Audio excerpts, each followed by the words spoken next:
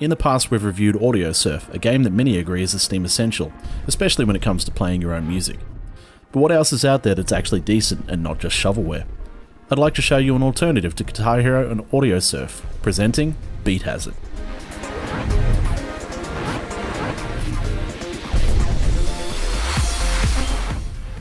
Beat Hazard doesn't share Audiosurf and Guitar Hero's laneway style of gameplay.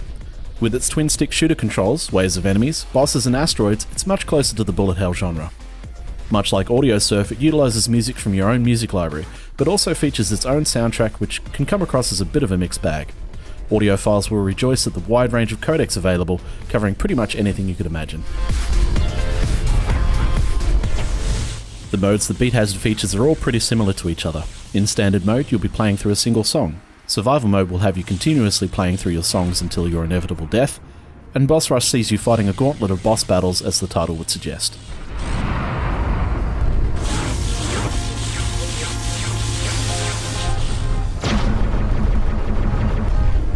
The game features a progression system allowing you to unlock upgrades to your ship, which can make the harder difficulty modes in the game much more viable, but it manages to never feel like it cheapens the game.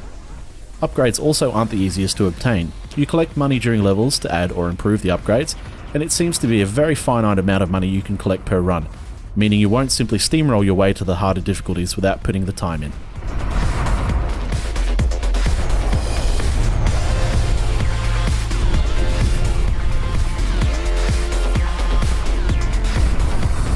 Visually, Beat Hazard isn't as good looking as Audiosurf or other games of the kind, but its asteroids-like aesthetic, coupled with the seizure-inducing flashes, really can have a kick. It's worth adding that there is an option to adjust the flashing for players who might need to do so.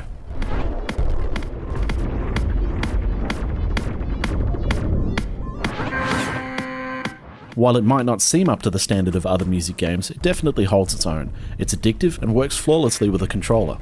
The items match smartly to buttons, and I never found the Xbox 360 controller over-encumbered with functions.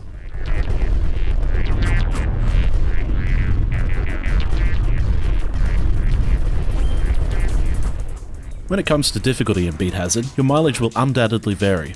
There's multiple variables, including the intensity of the lighting, the difficulty of which enemies spawn and throw themselves at you, and the kind of music you choose to play. Sometimes it can feel unfair, but it never feels game-breaking. It's actually quite solid in this regard, as it kept me coming back for more, trying to improve upon scores or ramping up the difficulty and melting my brain.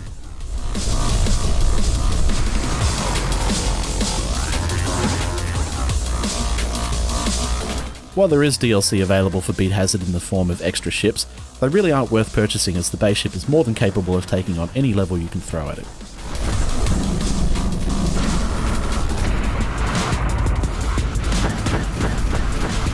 Beat Hazard is an addictive game in the best of ways, and while it might not match up to other games in the genre in some ways, there's enough variation in the difficulties and options to keep you going, and the addition of your own music is a huge plus.